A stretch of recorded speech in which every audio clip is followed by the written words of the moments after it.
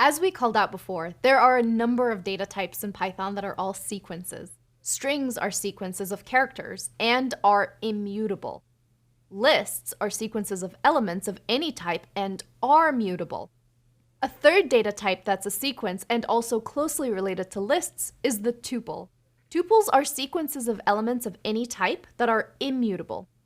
We write tuples in parentheses instead of square brackets.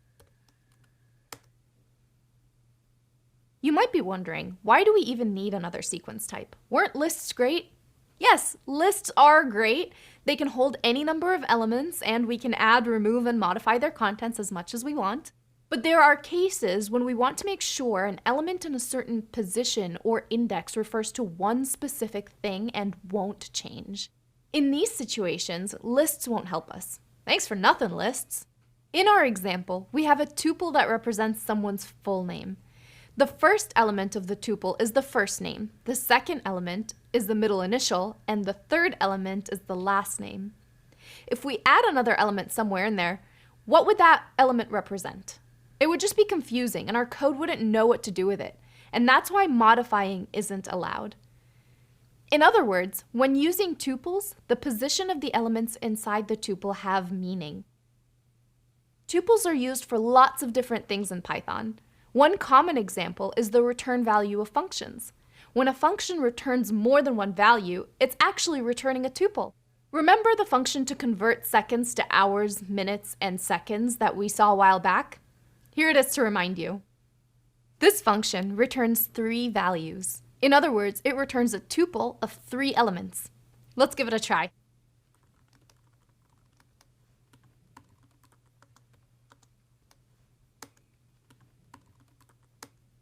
We see the result as a tuple. What if we print it? We see that it has the 3 elements we expect it to have. And remember, since this is a tuple, the order matters. The first element represents the hours, the second one represents the minutes, and the third represents the seconds. One interesting thing we can do with tuples is unpack them. This means that we can turn a tuple of 3 elements into 3 separate variables. And because the order won't change, we know what those variables represent. Like this.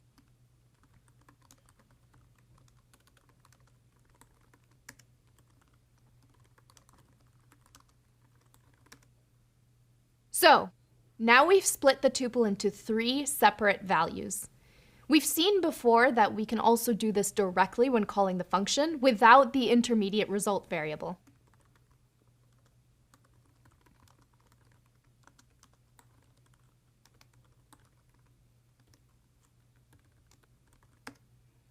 In Python, it's really common to use tuples to represent data that has more than one value and that needs to be kept together.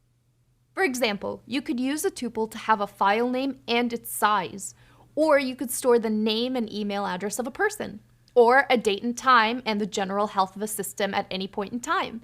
Can you see how these different data types could help you automate some of your IT work? Pretty cool, right?